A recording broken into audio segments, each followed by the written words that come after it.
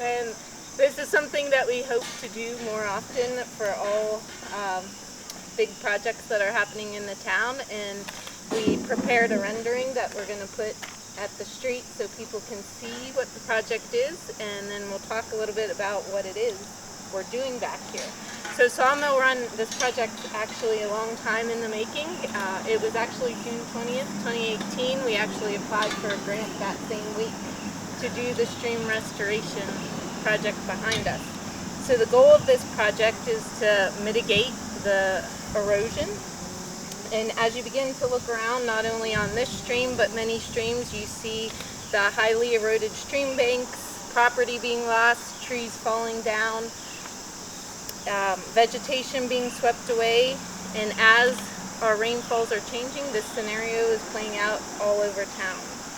So in addition to those erosion issues, we have the MS4 permit, which is our municipal separate storm sewer permit.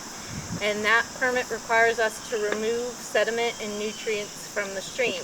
And stream bank stabilization projects are one of the ways that we can reduce those sediment transportation. So Scott Baker from Gateway Engineers is going to tell us a little bit about what the project will entail. So stream bank restoration, basically it's trying to reducing the energy of the water coming through here, keeping it off the banks. The highly erosive velocities coming around, which also entails with the MS4. There's a lot of bang for your buck with the stream restoration. Not a lot of maintenance, which also helps out the town, so you're not constantly having to maintain other BMPs that you can do as part of the MS4. Trying to also help the environmental health of the stream. So by doing this, the grading structures that we put in keeps the water flowing and just overall enhances the stream.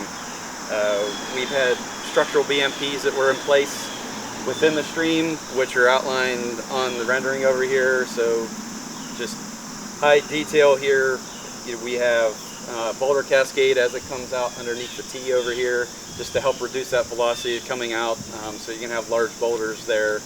We have a step structure in this first section. There is an area where stream there's a step there, it's starting to scour out, so putting a structure in there, a couple pools, again, slow the water down, direct the water back to the middle of the stream.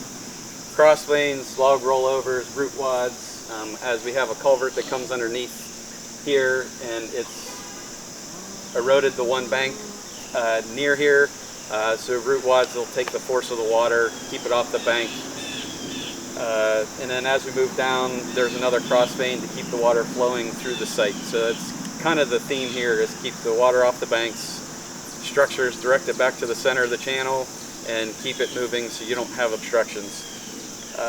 In addition to all the structures that we have, we're doing some regrading of the banks, and also branch layering, which again protects the toe, lays the banks back to where in high water flood events, the water has some place to go. You're increasing the cross-sectional area of the stream. We're also installing some outfall protection on the culvert we have coming underneath Milford Drive over here. There's a big erosion channel coming down, so we're going to repair that as well. And once all this is done, it'll all be seeded with a riparian seed mix. So once that grows in, you'll see grasses, but then it also has shrubs in there too, which will help stabilize the bank and anything that's been regraded. So our plan is to start construction within 2 weeks, and it will take approximately a month to 2 months to complete. And with this project was partially funded through a grant through the DEP, so we're super excited to have a Growing Greener grant for the project. 1, 2, 3. Look up, everybody.